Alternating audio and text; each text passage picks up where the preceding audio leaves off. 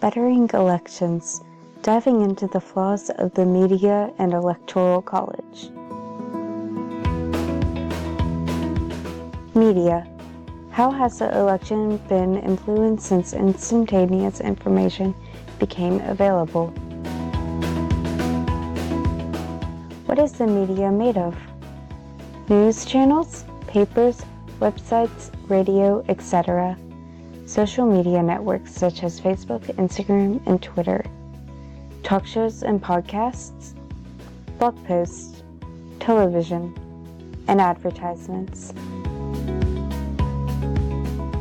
Pros of the media. Information is available fast. Individuals can research specific candidates. Groups that support candidates can reach out to masses and sway the direction that a state will go in. Individuals can express freedom of speech and promote candidates that they believe in. Results from elections are quick. It is easier to follow along daily with updates that are made to be easy to understand. Cons of the media. Fake news is almost inevitable. People do not read the full articles. They only skim the title and form incomplete conclusions from what little they have seen. News companies will make a candidate look bad to sell to people in states that oppose that candidate. People can spread fake information fast through a simple share. There are too many articles to fact check. An Italian approach. In this article that I read, Facebook actually made an algorithm to help spot fake news. Once anyone tried to share a site that was known to be fake, an alert would pop up and encourage them to read an editor's view of what parts of the article were indeed false.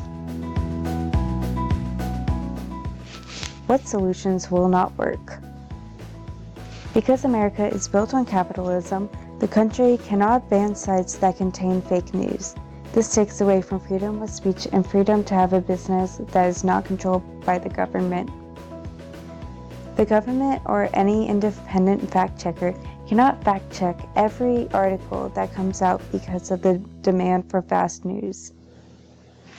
We cannot leave it up to Americans to decipher if news articles are fake or not, because they will stand by anyone who supports their favorite candidate, even if they are supporting a lie. Solutions. New algorithms that are made to detect fake news articles, like in Italy. A government-controlled news channel that will fact-check major articles that might be fake news. Enable social media networks to alert viewers about the authenticity of the site that they are viewing with a rating of how truthful the website's reputation is. Journalists will need to be held accountable for writing fake news, especially if it ruins someone's reputation. The Electoral College. Should the winner take all? Pros of the Electoral College. It is based off of population, so most people are represented equally. It was made by our founding fathers. It helps promote national campaigning. 51% cannot rob the election from the other 49%. Makes stealing the election harder. Cons of the Electoral College. It was a system made when less people were educated. It sometimes will not align with popular vote.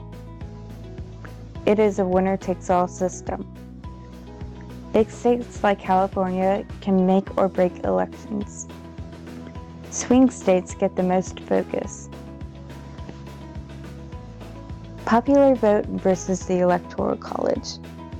In these 4 elections, the president won even though they lost the popular vote.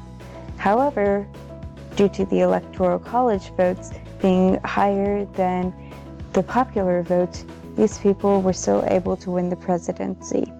What does that say about the Electoral College? Is it a good representation of the popular vote? What solutions will not work? Trying to abolish the Electoral College before the next election because amendments take a long time to become laws. Giving states one vote apiece will not represent everyone in the country equally. Trying to keep the election free from stealing without the Electoral College. Solutions: having an Electoral College system that represents the popular vote better. Abolishing the winner-takes-all and letting each elector's vote count equally. Requiring the represented voters to reflect the popular vote of their states.